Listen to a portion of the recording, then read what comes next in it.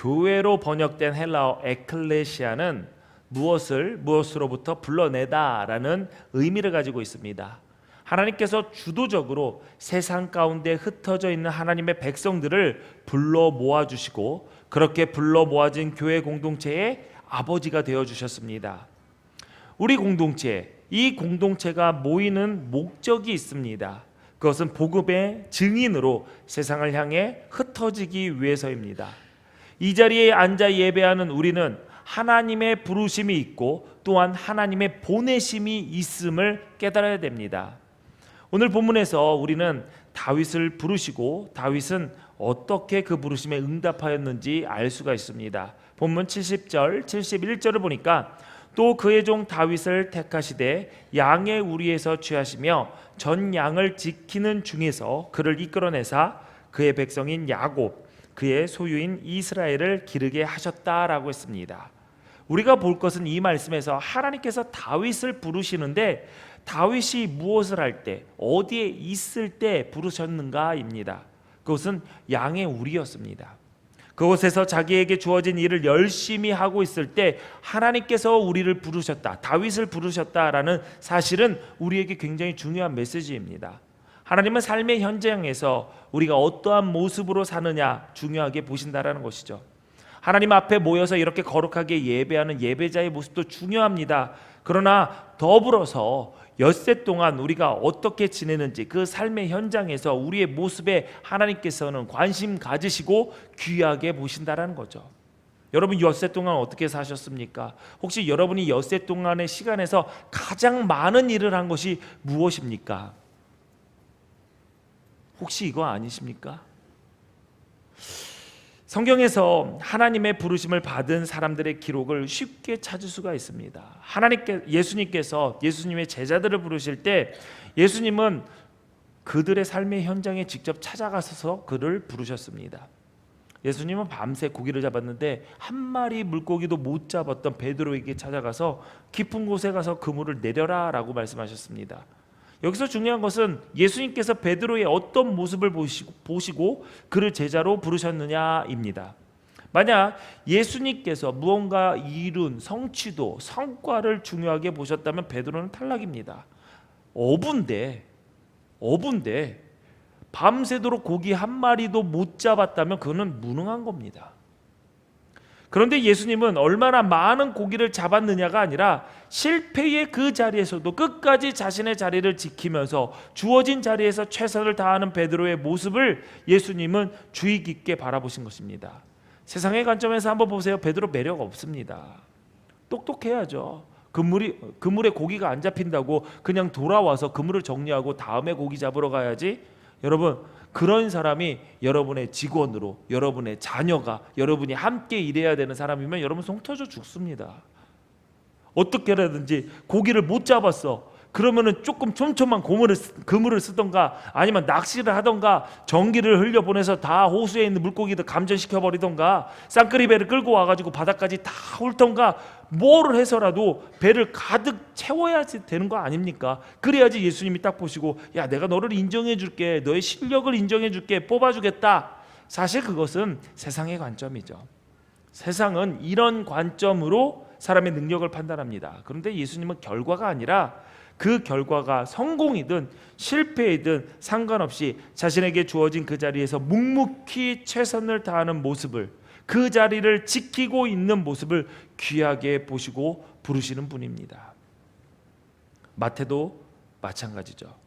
예수님이 마태를 제자로 부르실 때 마태는 세관에 앉아 있었습니다. 마태가 일을 열심히 하면 할수록 자기 동족은 더 착취당하는 것입니다. 왜냐하면은 마태가 열심히 일하면은 로마에 보낼 세금을 많이 걷는 것이고, 그러면 그만큼 유대 백성들은 힘들어졌겠죠.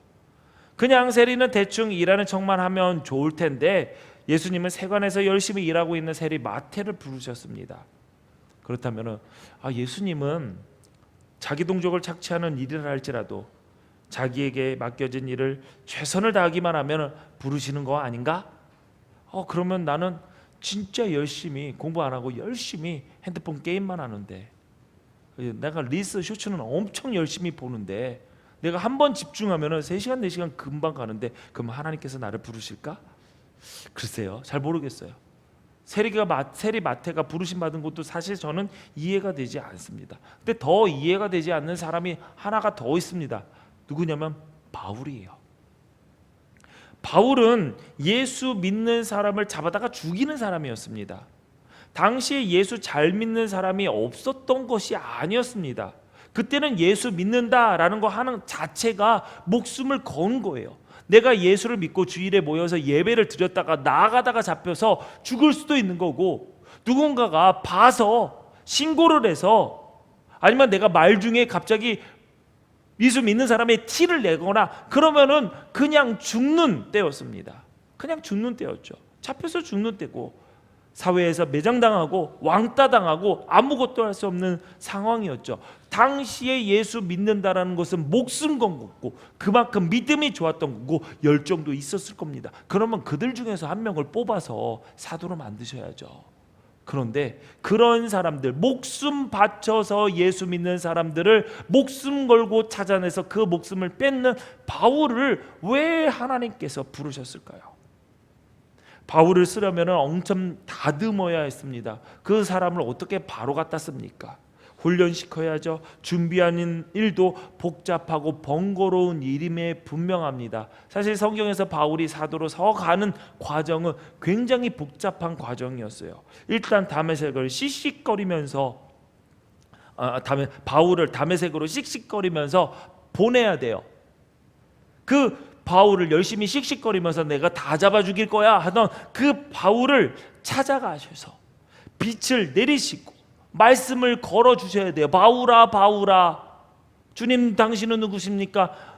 네가 박해하는 나 예수다 라는 이러한 대본도 짜야 되고 얘기도 해야 되고, 일단 빛은 세게 보내서 아예 눈을 멀게 해야 되고, 그 눈 먼 놈 회개할 때까지 기다려야 되고, 회개하면 기도해서 눈 떠줄 사람 보내야 되고, 아나니아 보냈죠. 교회 공동체로 바울을 받아들이게 하기 위해서 바나바를 바나나가 아니라 바나바를 붙여서 바울이 회심해서 예수 믿게 됨을 힘들게 또 교회 공동체에 알려줘야 되고 증명해야 되고, 이 복잡한 빌드업을 다 하면서 왜 바울이냐는 거예요. 그들 가운데 바울 말고는 예수 잘 믿는 사람 없었을까요? 있었을 겁니다. 그런데도 바울을 부르신 이유가 분명히 있었을 것입니다. 바울이 목숨 걸고 예수 믿는 사람들을 핍박하고 예루살렘에서 다메섹이라는 그 먼 거리를 일부러 찾아가면서까지 예수 믿는 사람을 잡아 죽이려는 그 열정, 지금은 잘못 판단해서 잘못된 길을 가고 있지만 저 열심의 방향을 돌려주면 복음 전파에 큰 쓰임이 되겠다, 그렇게 보셨을 수도 있죠. 잘 몰라요. 그렇게 열정 가진 사람이 하나도 없나? 아니다. 바울은 공부를 굉장히 잘한 사람이니까 혹시 이러한 복음의 교리를 정리하기 위해서는 바울 같은 사람이 필요했을 것이다 라는 말이 있기는 하지만, 그 당시에 바울보다 똑똑한 사람 없었을까요? 바울보다 더 글 잘 쓰는 사람 없었을까요? 그건 모르겠습니다. 왜 바울인지. 그런데 결과는 우리 다 알잖아요. 대박이었죠. 바울은 정말 대박난 케이스입니다. 그 열심히 복음을 유럽으로 전파하게 되고 수많은 교회를 세웠고, 지금 우리가 손에 들고 있는 신약성경 27권 중에 13권이 바울에 의해서 정리되어 있는 성경입니다. 사랑하는 기둥교회 성도 여러분, 여러분은 하나님께 부름받은 사람입니다. 하나님께서 무슨 이유로 여러분을 부르셨는지는 모르겠습니다. 그러나 하나님께서 부르셨다라는 것은 하나님께서 쓰시겠다라는 것이고, 그 부르심으로 여러분이 여기까지 왔으니 여러분 가운데 무기력증에 빠져 있는 자들이 하나도 없기를 바랍니다. 주어진 삶의 현장에서 최선을 다해야 합니다. 목회하는 목사라며 목회하다 쓰러져 죽을 사람처럼 목회해야 됩니다. 선생님이라면 아이들을 가르치다가 쓰러질 사람처럼, 의사라면 환자를 치료하다 죽을 사람처럼, 영업하는 사람이면 영업하다가 영업에 목숨 건 사람처럼, 내가 사업을 한다면 그 사업에 내 인생을 건 사람처럼, 내 삶의 현장에서 주어진 일을 목숨 걸고 하는 사람을 하나님께서 기쁘시게 본다는 사실을 기억하시기 바랍니다. 적지 않은 사람들이 이렇게 생각하는 경우가 많더라고요. 내 인생이 누구를 잘못 만나서, 내가 당신 만나서 이렇게 됐어. 내가 당신만 만나지 않았다면 내가 여기 있을 사람은 아니야. 어디에 있어요? 이 자리에 있을 사람은 아니야. 내가 부모만 잘 만났다면 내가 지금 이 자리에 이러고 있을 사람은 아니야. 혹시 여러분들 중에 이렇게 생각하는 분들이 계십니까? 그렇게 생각하고 계시다면 분명 여러분은 이 자리에 있을 사람은 아닙니다. 이 자리는 또 버거운 사람이겠지요. 하나님이 다윗을 부르셨던 양의 우리는 주목받지 못한 자들의 장소였습니다. 이스라엘 민족, 목축하는 민족이기는 했지만 그들 스스로도 목축은 낮은 사람들이 하는 일이다라고 생각을 했어요. 다윗이 하나님께서 하나님의 부르심을 받을 때 하나님의 이름을 망령되이 불렀던 골리앗을 쓰러뜨리고 그의 머리를 베어 들었던 승리의 자리가 아니라 양의 우리 속에 아무도 관심 갖다 주지 않았던 그 자리에서 성실함과 자신이 심겨진 그곳에서 꽃봉오리를 맺었을 때였다라는 사실을 우리는 기억해야 됩니다. 여러분 따라해 보세요. 심겨진 곳에서 꽃 피우라. 다시 합니다. 심겨진 곳에서 꽃 피우라. 여러분 심겨진 곳에서 꽃 피워야 됩니다. 내가 심겨진 이 자리에서도 꽃 피우지 못한다면 여러분 그 꽃은 화분을 옮기고 땅을 옮기고 아무리 옮겨져도 그 꽃은 꽃 피우지 못합니다. 여러분 어떤 일이 나에게 주어졌어요. 나에게 안 맞는 것 같아요. 내가 재능도 없는 것 같고 하기도 싫어요. 그래도 그 일을 맡아서 꽃을 피우지 못하면 여러분이 원하는 일, 여러분이 재밌어하는 일을 해도 꽃은 절대로 피지 않습니다. 그러므로 여러분이 주어진 자리에, 심겨진 그 자리에, 여러분의 자리가 어디든지 그곳에서 꽃 피우지 않으면 여러분 다른 곳에 가서도 꽃 피우지 못한다는 사실을 잊지 말아야 됩니다. 신앙생활도 마찬가지입니다. 교회에서 내가 섬기는 교회, 내가 여기 예배하는 교회, 내가 하나님의 말씀을 듣는 곳, 이곳에서 여러분들이 꽃 피우지 못하고 이 교회 별로 마음에 안 드는데, 목사 설교 정말 마음에 안 드는데, 이 교회 분위기 나에게 안 맞아 하고 다른 교회 가면요, 여러분 그 목사 똑같이 만날 거고요, 껍데기만 다른 목사 똑같이 만날 거고요, 껍데기만 다른 사람들 그대로 있습니다. 제가 보니까 약간 더 업그레이드 돼 있어. 껍데기가 다른데 더 마음에 안 드는 것은 더 장착한 목사가 얼굴은 바뀌어서 똑같이 있을 거고요, 그 교회 분위기 똑같이 더 업그레이드 돼서 내 마음에 안 들어서. 그래서 뭐라고 얘기하는 줄 알아요? 나는 가정교회인가 봐. 난 집에서 예배할 거야. 그러면 그 가정에서도 목사의 껍데기가 아닌 다른 껍데기를 가진 또 다른 목사 같은 사람이 있을 것이고 또 다른 사람이 있을 거예요. 여러분 내가 이곳에서 꽃 피우기 위해서 바람도 맞아야 되고요, 비도 맞아야 되고요, 때학볕에서 햇빛도 맞아야 됩니다. 그거 없이 꽃 피운다고요? 여러분 그런 꽃은 좋아합니다. 생명이 없는 겁니다. 가짜입니다. 우리는 너무 쉽게 단정지어서 이야기합니다. 내가 지금 하나님께서 맡겨주신 일들을 하지 못하는 이유는, 내가 신앙생활을 열심히 하지 못하는 이유는, 내가 열심히 봉사하지 못하는 이유는 내게 주어진 것이 없어서, 내가 가진 것이 없어서, 나의 재능이 없어서, 내가 시간이 없어서, 내가 믿음이 없어서, 내가 형편이 안 돼서, 아직 마음의 준비가 안 됐다라고 얘기를 합니다. 그 마음의 준비는 도대체 언제 되는 걸까요? 핑계죠. 아직 나에게 주어진 것이 없어도, 가진 것이 없어도, 재능은 눈꽃만큼도 없어도, 시간이 없어도, 지금 내가 주님이 주신 사명을 조금이라도 감당하지 못한다면 결국 미루다 핑계대다 정신 차리고 보면 어디다? 주님 앞에 서 있을 겁니다. 시간이 다 끝난 것이죠. 그때 우리 주님이 우리를 향해 뭐라고 말씀하실까요? 너 뭐하다 왔니?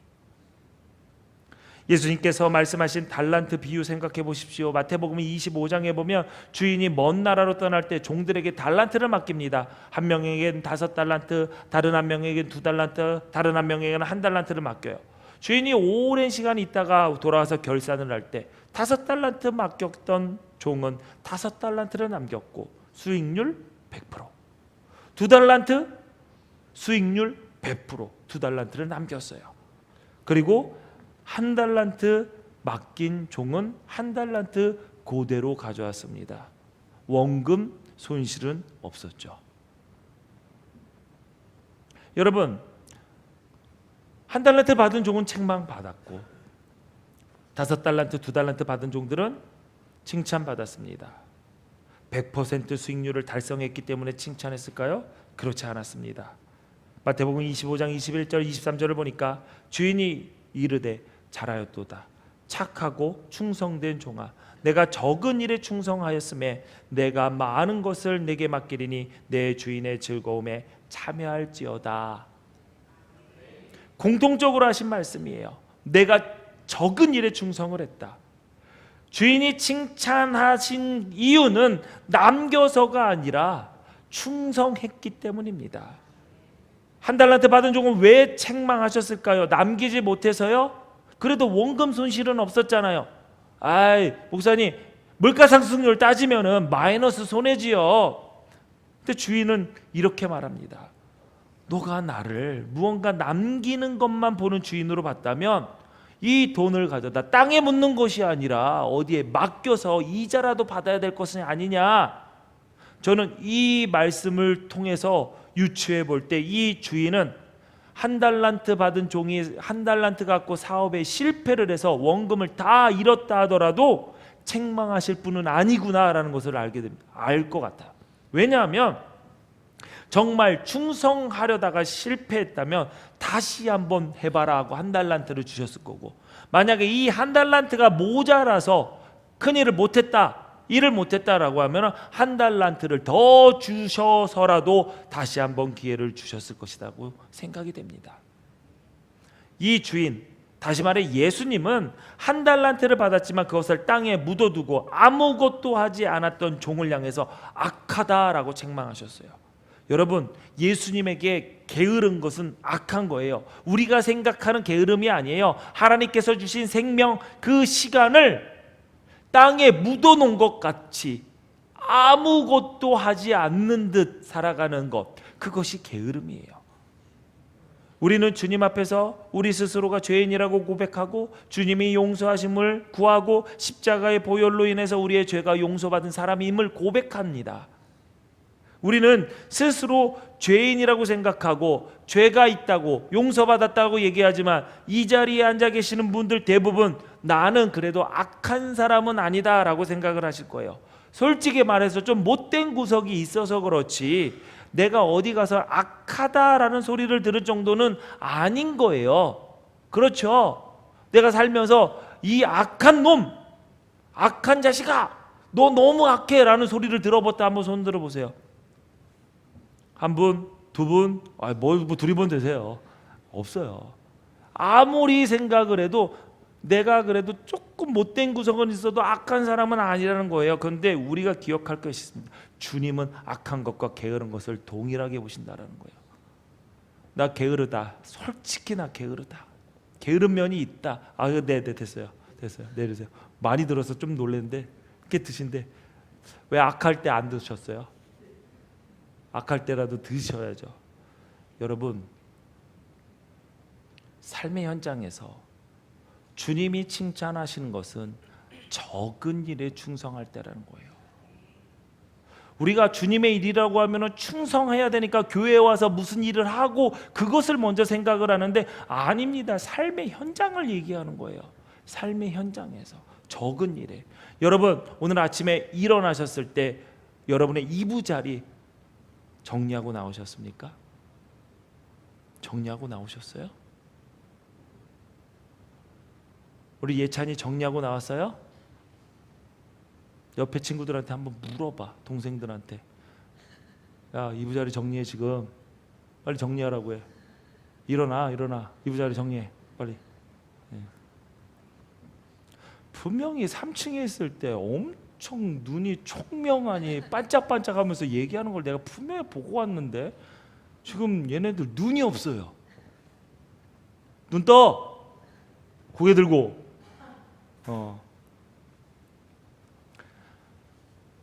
다시 해야 되잖아. 이부자리. 여러분, 이부자리 정리하는 거 되게 적은 일이죠. 뭐 이거 해가지고 이거 충성해서 하나님께서 보실까? 적은 일이요. 여러분, 어디 와서 어디 무언가 내가 있던 자리를 정리하지 않고 나왔다? 여러분, 화장실 가서 정리 안 하고 나오십니까? 그냥 바지만 올리고 나오시는 분 계세요?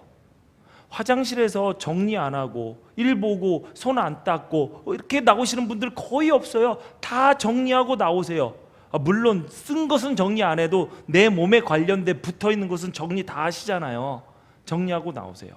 그런데 많은 분들이 아침에서 침실에서 일어날 때 정리하고 나온다던가 내가 공부한 방에서 정리하고 나온다거나 그런 경우들은 굉장히 드뭅니다. 여러분, 식당에 가서 음식을 먹고 여러분 돈 주고서 사 먹어요. 그러면 그거 누가 치워요? 그렇죠. 내가 돈 줬으니까 거기에서 치워야 될 거 아니에요. 그런데 여러분, 밥을 먹은 사람은 내가 거기를 정리를 안 해도 그래도 적당히 그리스도인이라면은 그리스도인답게 적당히 정리는 하고 뭐 하시는 분이신지 모르겠지만 좀 맺힌 게 있는 것 같아요.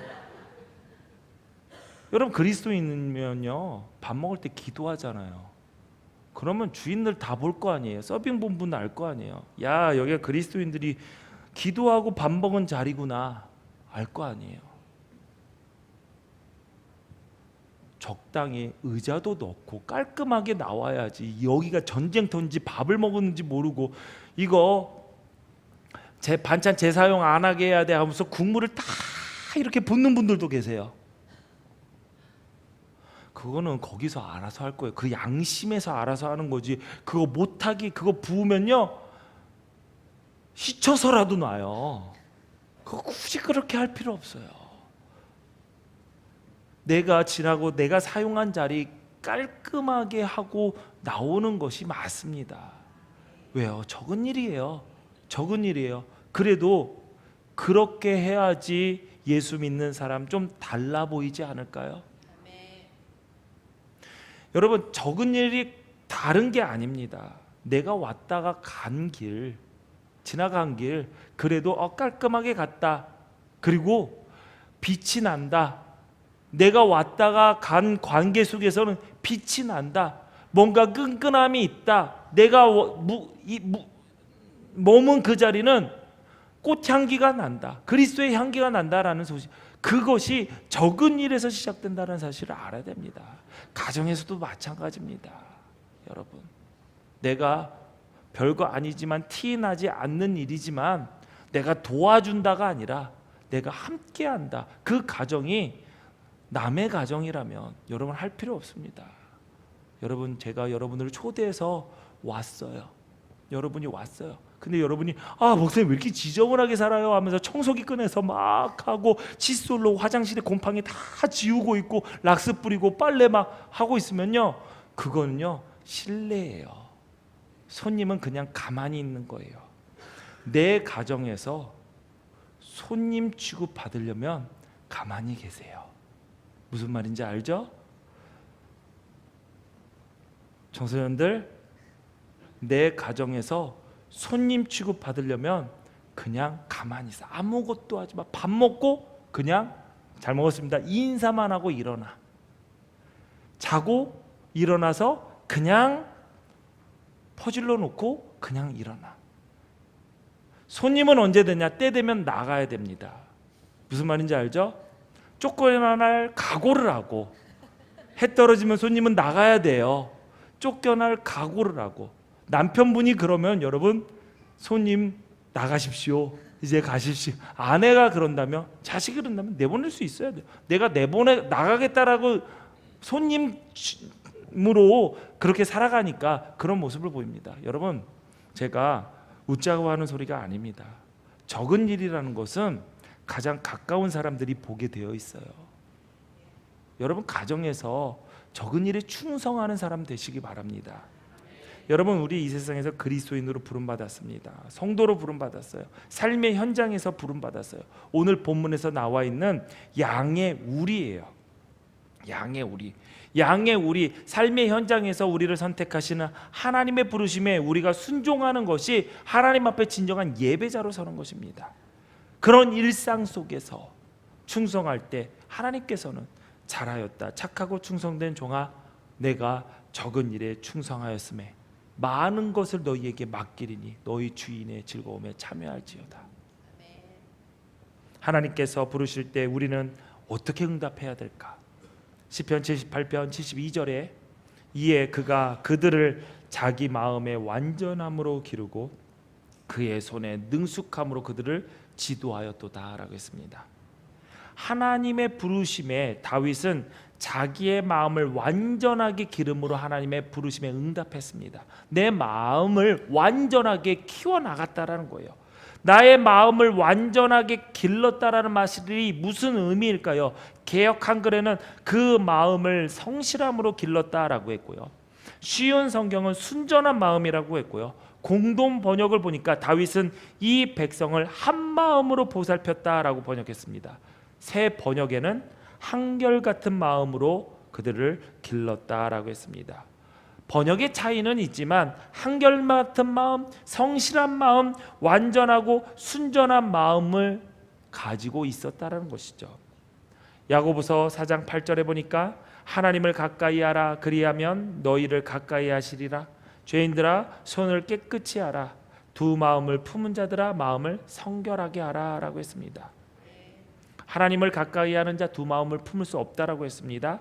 한 마음을 가진, 오직 하나님을 향한 성실한 마음을 가진 사람만이 하나님을 가까이 할 수 있다라는 말입니다. 한결같은 마음, 성실한 마음, 완전하고 순전한 마음은 하나님을 향한 마음입니다. 하나님을 향한 마음, 그 마음이 무엇일까요?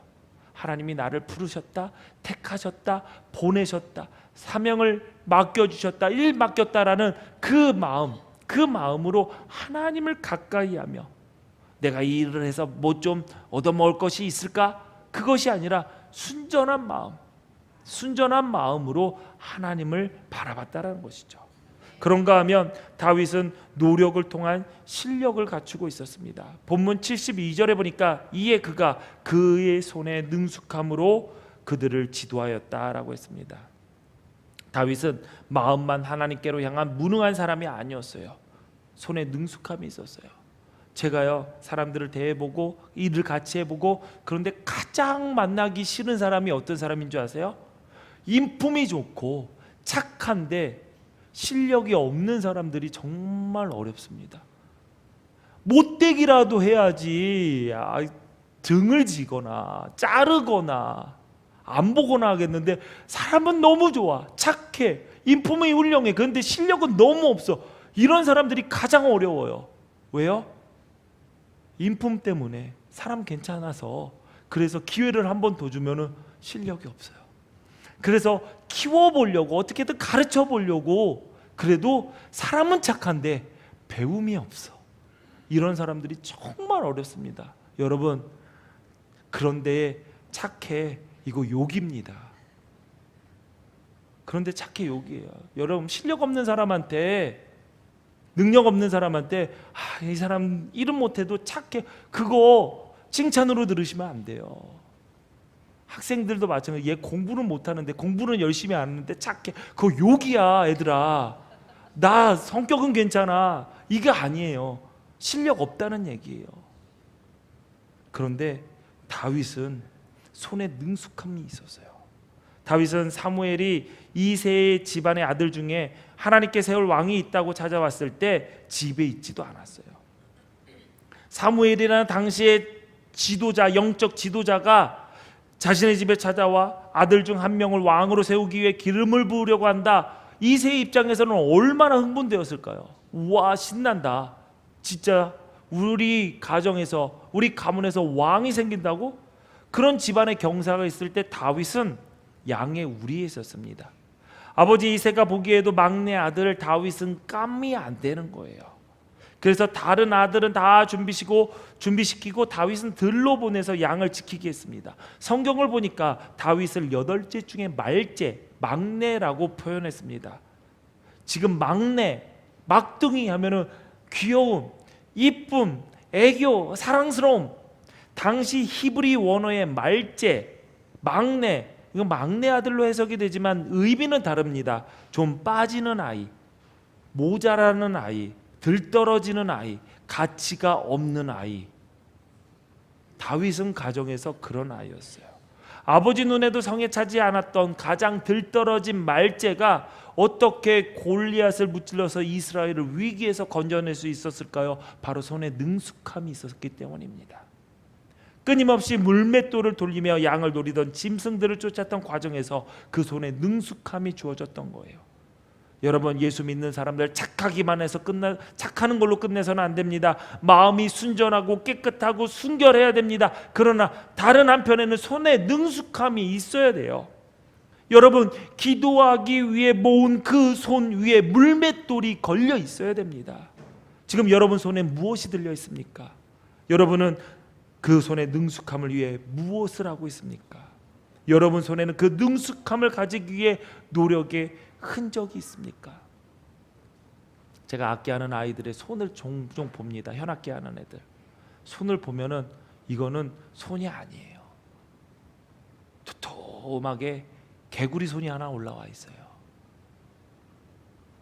악기하는 아이들 이렇게 보면은요, 전공하는 아이들, 열심히 연습하는 애들은 금관 피스하는 애들 피스 자국이 여기 보여요. 색깔이 달라요. 평상 일반인들은 못 보는데 악기를 부는 사람들은 여기에 보여요. 무슨 악기 하는구나 보입니다.